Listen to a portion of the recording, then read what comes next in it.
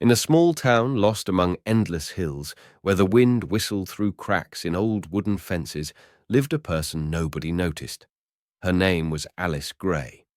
At 35, she kept to herself, working as a mechanic in a dilapidated hangar on the town's outskirts. Dust settled on rusted gates, and the hum of her tools blended with the silence of desert evenings. Locals thought her odd, quiet, with calloused hands and a gaze that hid more than it revealed. Alice sought no attention. She fixed tractors, old pickups, and even engines for local farmers who paid her with a few dollars or a hot meal. Her name was rarely mentioned, and when it was, it came with a sneer. That girl who messes with scrap. But behind the mockery lay a truth no one knew. Alice Gray had once been the best test pilot in military aviation. Her name echoed in command centers. Her maneuvers were studied in academies, and her courage became legend. But that was another life. Have you ever been underestimated? Share your story in the comments. Her past was shrouded in mystery. 10 years ago, Alice vanished from the radar, literally and figuratively. She left the military after a tragedy she never spoke of. Her only memento from that time was an old locket she wore around her neck. Inside, engraved words read, "For those who stayed in the sky." It was a promise to her mentor, Captain James West, the man who taught her to fly and believe in herself. James died during a test flight, and Alice blamed herself. She swore never to take the controls again. The hangar where she worked stood on the edge of town, surrounded by dry grass and abandoned machines. It was her sanctuary, her prison. Inside, it smelled of oil and metal, and old aircraft blueprints hung on the walls, hidden from prying eyes. In a corner, under a tarp, was her secret, a decommissioned fighter jet, abandoned but still flight-worthy. Alice worked on it at night, when no one watched. It was her way of clinging to the past without admitting it. One morning, the town's silence was shattered by the roar of helicopters. Black machines bearing the emblems of the government corporation Atlas landed in the central square. Locals gathered, whispering about a big project. The Atlas Corporation owned a military base beyond the hills, where they developed experimental technology. Rumors spoke of drones capable of leveling entire cities, but no one knew for sure.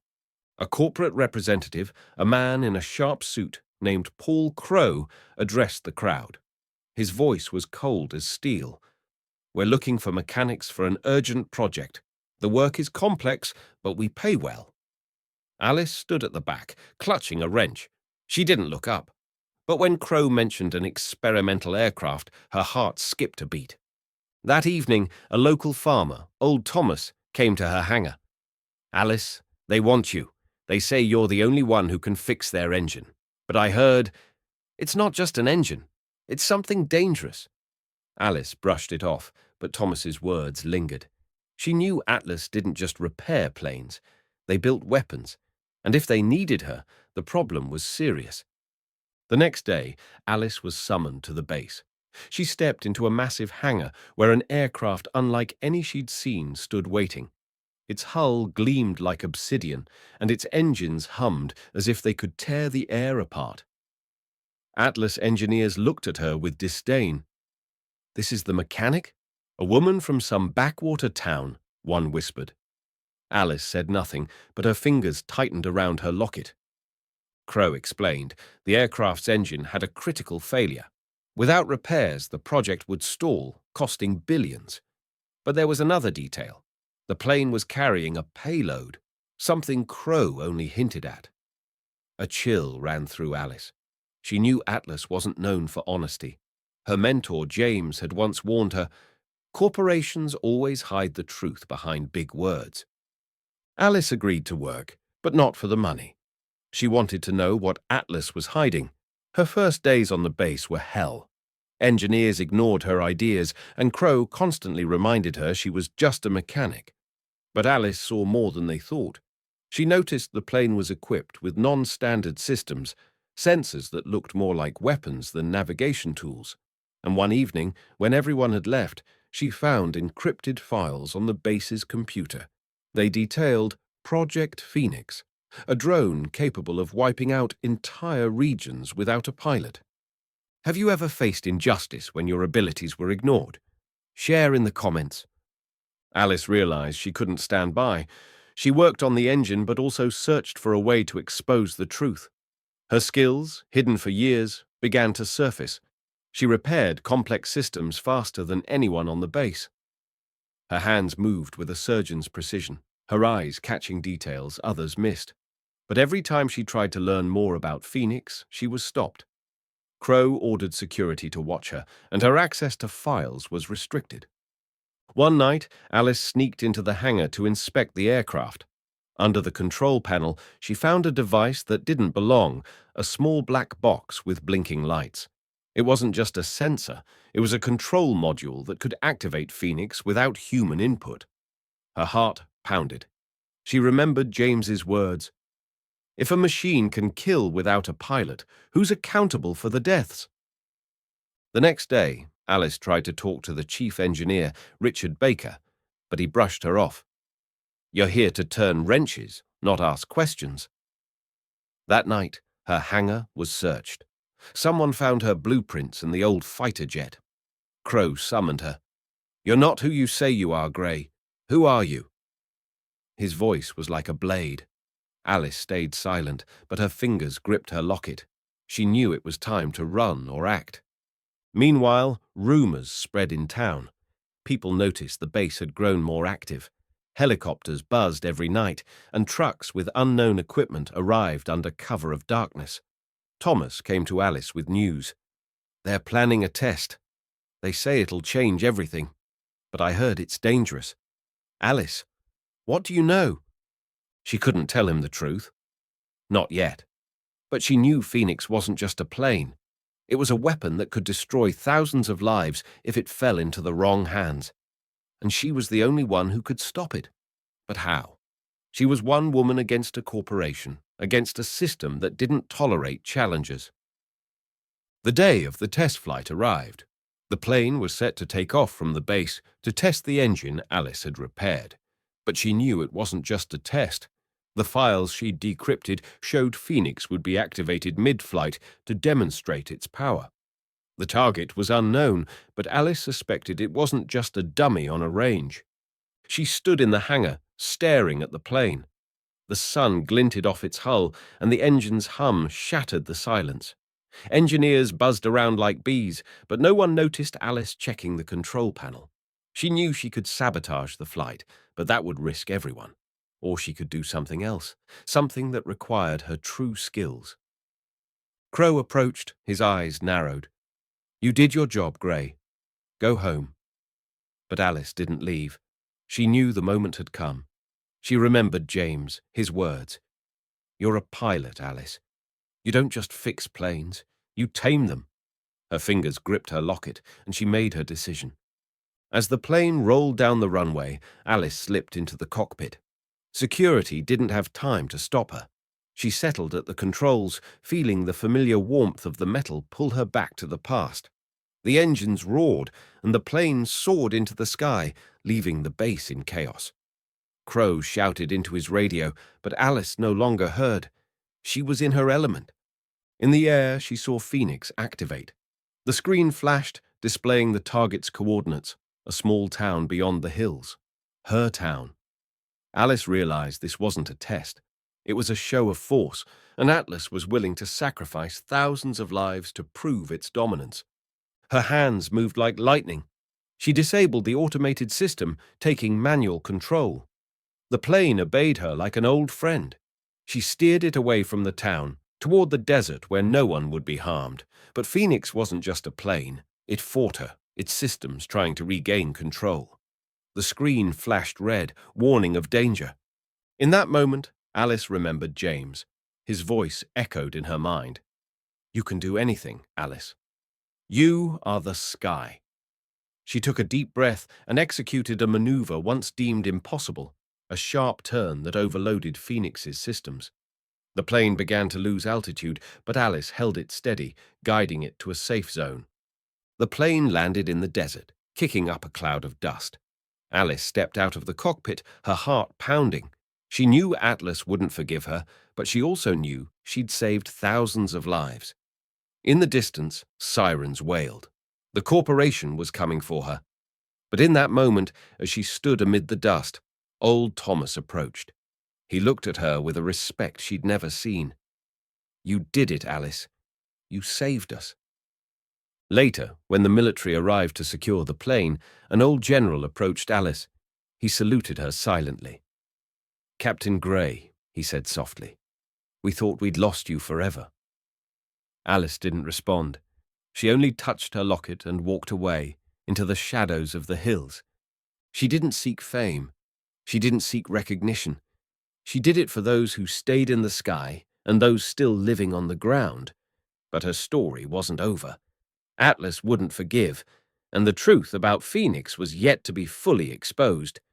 Have you ever done something for others without expecting glory? Share your story in the comments. Dust settled over the hills as Alice Gray vanished into the twilight. Her silhouette melted into the dry grass, while the wail of sirens still echoed from the Atlas Corporation's base. She had saved the town, forcing the experimental drone Phoenix to land in the desert, but the cost was steep. Atlas did not forgive betrayal. They knew her name, they knew her past, and now Alice was a target. She returned to her hangar, where rusted gates creaked under gusts of wind. Inside, the air smelled of oil and metal, but the silence was oppressive. Her old fighter jet, hidden under a tarp, stood as a reminder of who she once was and who she could become again. Alice touched the locket around her neck, where the engraved words, "For those who stayed in the sky," recalled her promise to her mentor, Captain James West. She knew Atlas wouldn't stop until they destroyed her, but she also knew the truth about Phoenix. A weapon capable of killing without a pilot had to be exposed. Have you ever had to hide from those who wanted to silence your truth? Share your story in the comments. Alice gathered the essentials: tools, a laptop with the encrypted files she'd stolen from the base, and an old photograph of James smiling beside a plane. She couldn't stay in the town. The corporation had already sent its agents, and her hangar would be their first stop. But where could she go? She was alone, and Atlas had resources, connections, and power. Her only hope was to find someone who would believe her and who had the courage to stand against the corporation. The next morning, the town buzzed like a hive. Atlas trucks patrolled the roads, and helicopters droned over the hills. Locals whispered about the mechanic who betrayed the corporation. Some called Alice a hero, but most were too afraid to speak openly. Fear of Atlas outweighed the truth. Alice hid in an old mine on the outskirts, abandoned since the last century. The darkness smelled of damp earth, and the sound of dripping water echoed in the void. She set up her laptop and began decrypting the stolen files.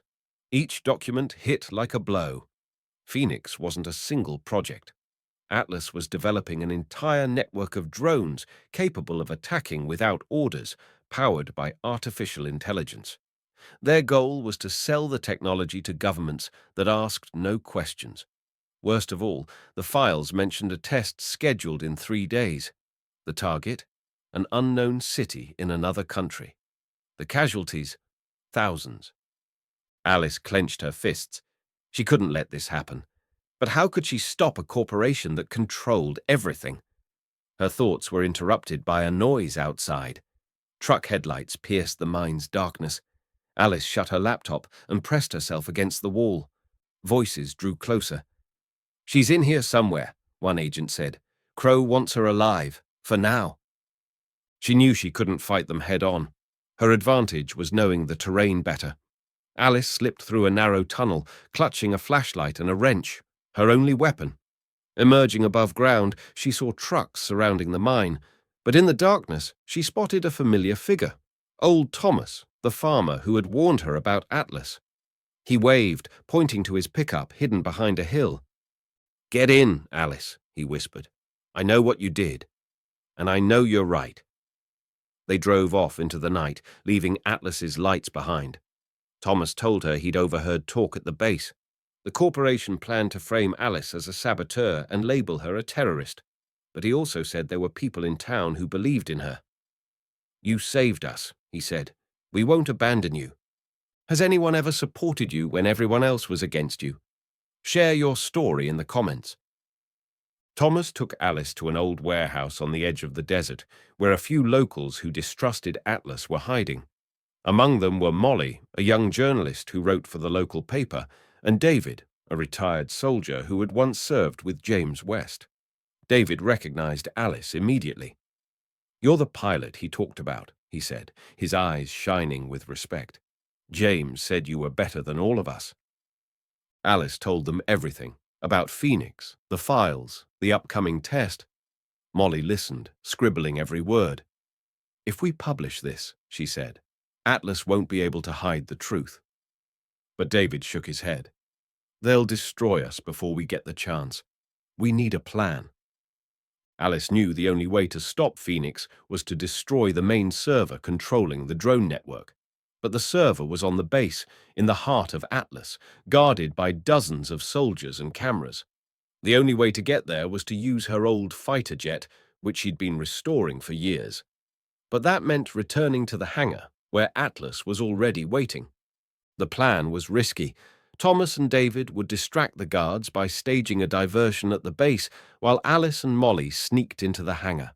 Molly insisted on coming along to document everything for the world. "People need to know what you did," she said.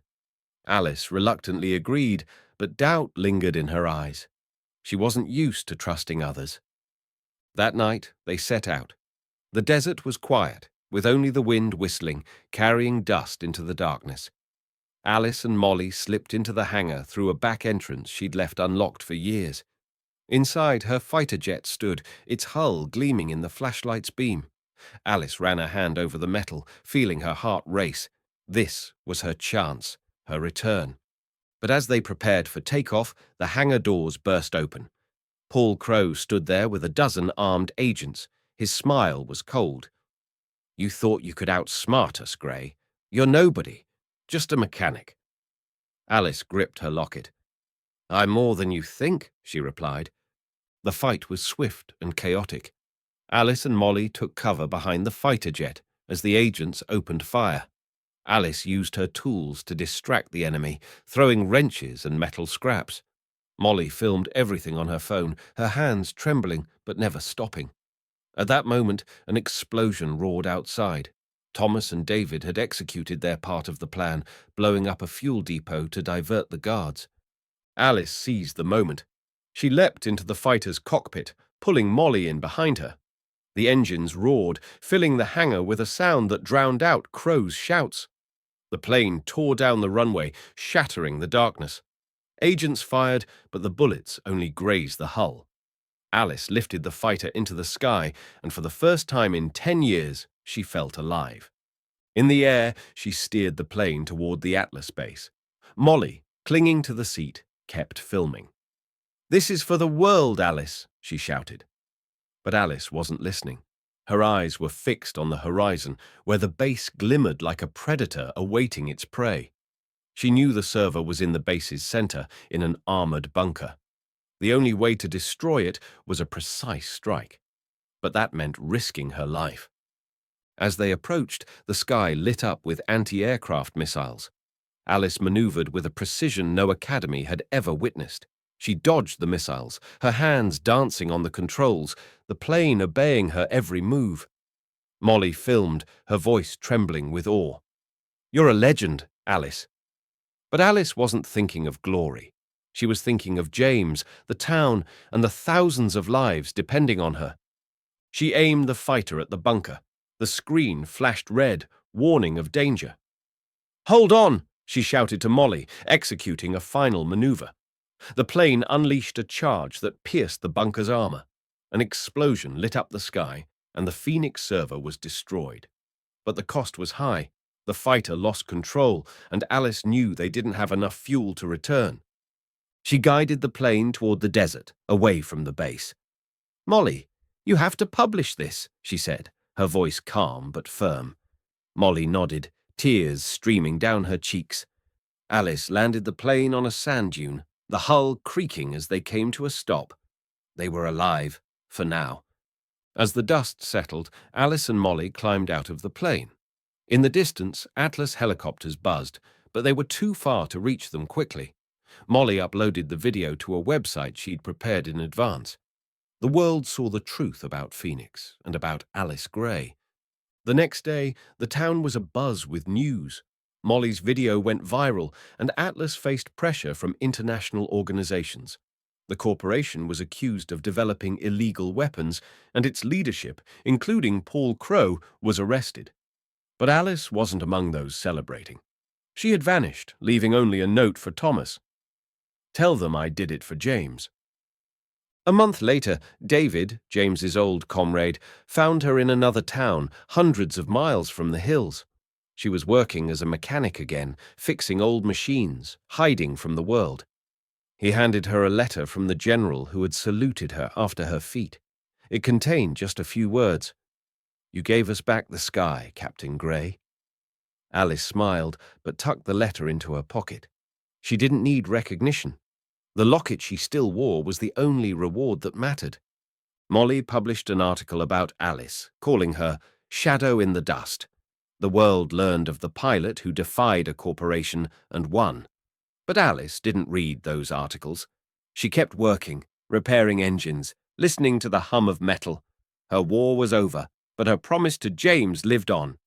Do you believe one person can change the world? Share your story in the comments and subscribe to our channel.